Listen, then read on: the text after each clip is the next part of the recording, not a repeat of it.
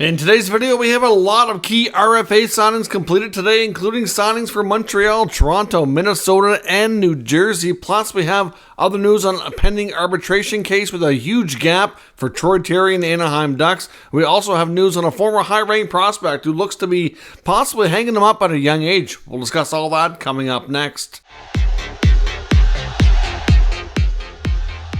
So welcome back to another video here at Top Shelf Hockey. As I mentioned, we have a lot of NHL news today, a lot of NHL restricted free agent signings to discuss. Some of these contracts are pretty important pieces for their existing teams here. But before we jump into today's news, I just want to take a moment and acknowledge this day in hockey history. It was on this day, July 31st, in 2023 years ago, that the Tampa Bay Lightning signed Marty St. Louis. Marty St. Louis, of course, up to that point, had been a member of the Calgary Flames. I think the Flames were hoping to have him selected, and because there was an expansion draft that year, the NHL was expanding. He was not picked up, and I believe they bought him out of his contract, making him a UFA, and he signed on with Tampa and went on to have a legendary Hall of Fame career. Now, this is the second time, about a decade apart or so, that the Calgary Flames had a Hall of Fame player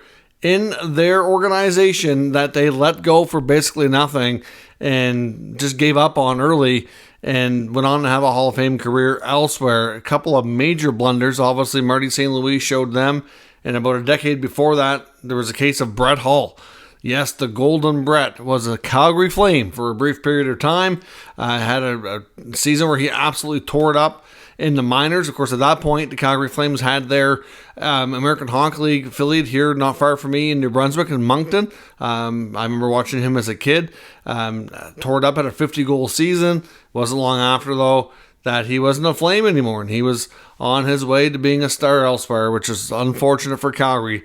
A decade apart to see two Hall of Fame players just in their infancy leave the organization because the team gave up on them. On to today's news. Hopefully none of these players are going to be in that predicament. They're all getting new contracts, so looks like these teams are not giving up on their players like we saw with those other cases we just discussed. The biggest signing today would be Minnesota and Philip Gustafson, the young goalie who they acquired from the Ottawa Senators a year ago, has come to terms avoiding arbitration. His arbitration hearing was scheduled for this coming Friday, and they've come to a 3-year contract extension, total value $11.25 million, giving him an average annual value of $3.75 million. I think this is a phenomenal deal. At the age of Gustafson, I think he's going to be into his late 20s when this contract expires.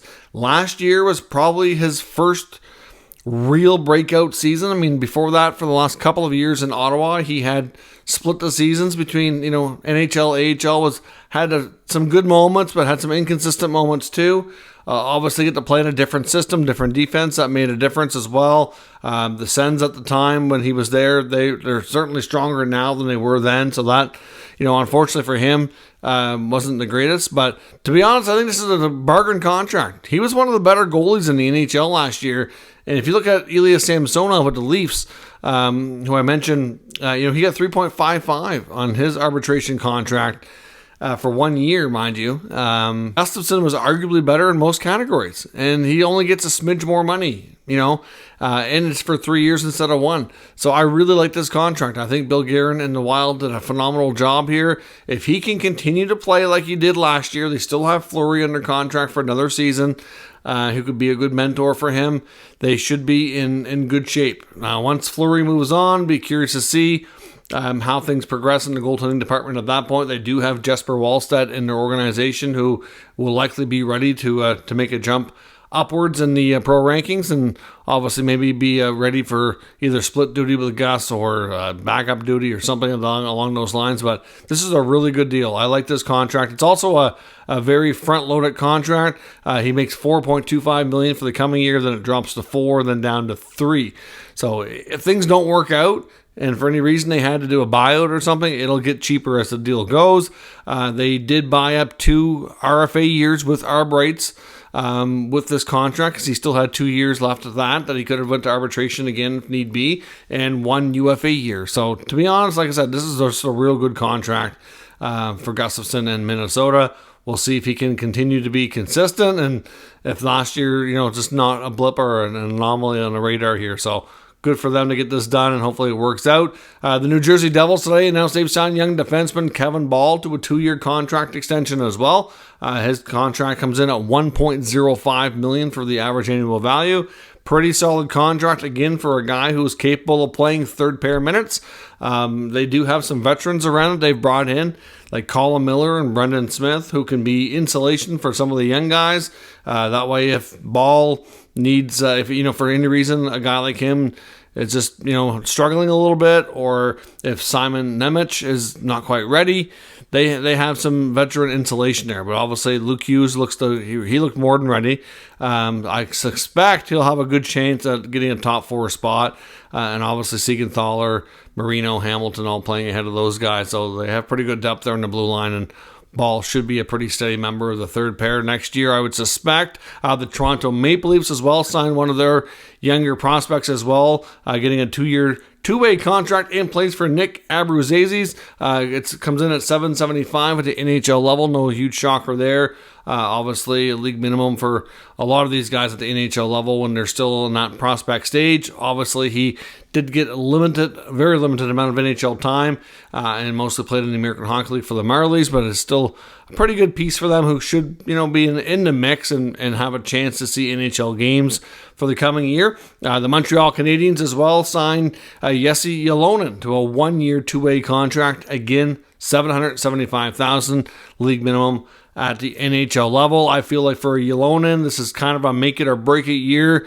He's been in their system now for some time. I think if he doesn't break through and really grab an NHL spot, which is going to be tough because they do have a glutton of forwards there, and I suspect Kent Hughes and Jeff Gorton are going to be trying to clear out some spots. I know they want to move Armia, they want to move Hoffman. We don't know, how long is a guy like Dufour going to be around? Ylonen has an opportunity to try to work his way into this young core, or if he's kind of, not really able to grab or to really make a real case for the future, then this could be a case maybe if he goes back to Europe or gets traded or something like that. I really feel this is a real make it or break it season for him. The arbitration numbers have been submitted between the Anaheim Ducks and forward Troy Terry, and this is by far the biggest gap we've seen this season, and probably, to be honest, in some time. The player is looking for $8 million. We know Troy Terry's been a pretty good goal scorer the past couple of years after really breaking out a couple of years ago. The team is offering $4.5 million. So obviously that's a big gap. That's $3.5 million. I suspect to be honest, I wouldn't be shocked if he gets around 6, maybe 6.25, something along those lines. I don't think the player's expecting to get 8, and I don't think the team's expecting to pay anywhere near 4.5. The way the arbitration case works, though, is the arbitrator can pick any number they want. In other sports, that some sports have it so that you have to pick either the player's submission or the team's submission. In hockey, in the NHL, that's not how it works. The arbitrator has full ability to award whatever they feel is justified based on how the hearing went. But obviously they get to see from both sides where they feel they are. A high percentage of the cases end up being split, maybe not exactly 50-50, but they probably average out to that, generally speaking. Sometimes you'll see one side get a slight edge, maybe by another 10-15%, but nothing significant, generally, at least. So this one's going to be interesting. Like I said, if they split the difference down the middle, because that's $3.5 million. Coming up, splitting $3 million would be 1.5. That would take the Ducks from 4.5 to 6. That's why I think it's going to end up being over 6. You're likely looking at about, at least 6.25 to 6.4, 6.5 range in order to kind of be, closer to being 50-50 on the difference. So we'll see where that goes. I know there's some concerns. I've seen some people talking about, well, is this going to lead to a trade? I don't know. To be honest, like I've said before, the arbitration process, it's not great, and you really want to settle ahead of time. Like, you're basically in a court case with the team versus the player. The team is going to argue to the player all the reasons why they should make less money. So they're going to pick apart and focus on all the things that they don't like about your game or that you're not as strong at or what have you. Like, it can be quite, from what I've understood listening to previous players talk about it, it's quite stressful. And, it can be very damaging relationship-wise to hear your employer speak about you that way. From the player standpoint, they're trying to prove their case. It's a little bit different, right? Because they're focused on themselves, whereas the team is focused on bringing that money down. So it's different. Like I said, a lot of NHL players have had poor experience with it. And I personally, if you've been following this channel, I did a video a couple of years back where I looked back over, I think it was 10 to 12 years. And I think it was 90% of ARB cases, the player was gone from the team in 2 years or less. Because typically you're going to get a maximum 2-year contract out of those situations. So on the next contract after that, before it was coming due, they were traded. Or they became UFA and walked. One of the two. So we'll see. Obviously, the Ducks and Terry have a huge gap, but maybe they can bridge that and hopefully come to terms here before they get to that point here for the actual case to start it. Because once it starts, you have to stop negotiations. We should have the Jeremy Swayman information likely tomorrow afternoon sometime. The day after, I suspect we'll probably get Trent Frederick, so we should get more Bruins news on those ARB cases here in the next couple of days. And as I mentioned, a former high draft pick, Josh Ho-Sang, apparently is seriously contemplating retirement. Now, of course, we know he was a high pick of the Islanders, spent a lot of time playing in the minors, but it was sent back to junior early on after being drafted. Like, he was a player who had tons of skill. Unfortunately, also came with some baggage, some attitude problems, and other things that kind of prevented him, in my opinion, and kind of got in the way of him being successful in the NHL after a long, tenuous road on Long Island and many opportunities. He ended up, I know, last year playing, or actually would have been, I think, 2 seasons ago, playing with the Leafs organization. He's stayed in Toronto, played with the Marlies, was looking for an NHL opportunity. I know Kyle Dubas gave him a chance. Didn't really amount to anything. Ended up going to the KHL this past season that just finished. And apparently he's told the KHL team he played for that he doesn't know if he wants to resign because he's contemplating retirement. So we don't know if he's going to continue or not. Obviously, he's not super young anymore, but he's certainly not as old as you'd think when some of these players are hanging him up.